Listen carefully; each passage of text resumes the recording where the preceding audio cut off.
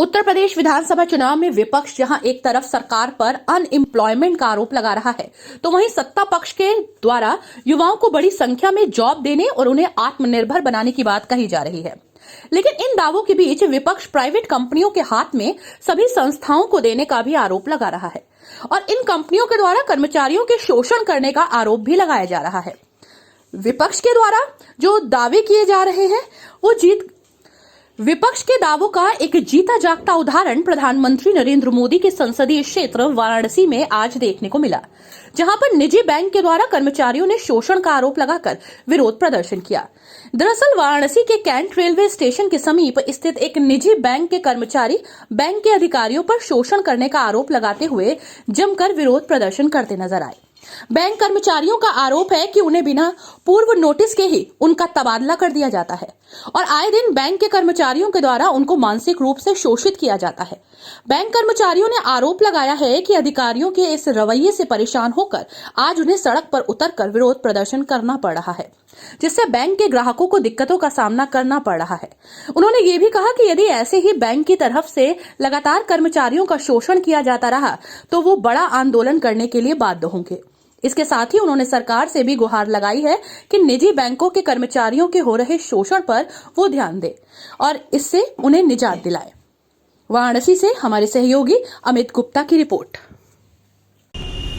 अपना नाम बता दीजिए। प्रिंस गुप्ता नाम है हमारा। प्रिंस जी, किन मुद्दों को लेकर के आज आप लोग प्रोटेस्ट कर रहे हैं, क्या वजह है? वजह ये है कि हमारे सारे कर्मचारी सद्भाव से कार्य को निर्वहन करते हैं, लेकिन कंपनी के द्वारा कर्मचारियों पर बहुत ज़्यादा अत्याचार किया जाता है। विदाउट किसी इन्फॉर्मेशन के कंपनी एम्प्लॉइयों का ट्रांसफ़र कर देती है, जो यहाँ से कितने कितने किलोमीटर दूर तक ट्रांसफ़र कर देती है। उसके बाद विदाउट इन्फॉर्मेशन कंपनी की सैलरी को भी काट दिया जाता है और सारे बहुत शोषण किए जाते हैं। और आपने इस चीज़ को लेकर कंप्लेंट किया कंपनी में? हम लोगों ने कंपनी को बहुत सारे मेल्स किए, बहुत सारे कंप्लेंट करते, लेकिन हमारी कोई सुनवाई नहीं होती है। ऊपर से उनके द्वारा जो भी कार्य किया जाता है उनकी ही चलती है, हम लोगों की कोई नहीं चलती। अभी फिलहाल में हमारे आरएम सर को भी सस्पेंड कर दिया गया है, जिसकी वजह से ये प्रोटेस्ट है। और बाकी जानकारी हमारे टीम लीडर, यूनियन लीडर से आपको मिलेगी।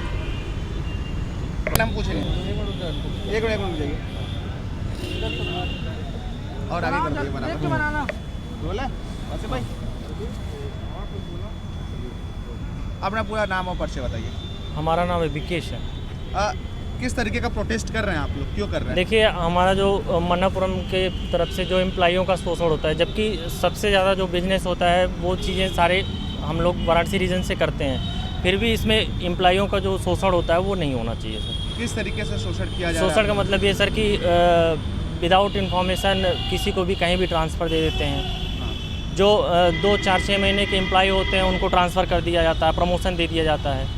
तो जो सारी दिक्कतें होती हैं, जब एम्प्लॉई को जब नॉलेज नहीं रहेगा तो सामने आगे प्रोसेस वो कैसे करेगा, नहीं कर पाएगा। और ये सब जो शोषण हो रहा है ये सब नहीं होना चाहिए। और इसके बारे में जो भी बात करना है, जो हमारे यूनियन के लीडर हैं, आप उनसे बात करिए। दीपक चौधरी। किन बातों को लेकर के, किन मुद्दों को लेकर के आप अपनी मांग रहे हैं? देखिए, मुद्दे यही हैं कि जो एम्प्लॉइयों का ट्रांसफ़र हो जाता है बिना इन्फॉर्मेशन के, वो चीज़ नहीं होनी चाहिए।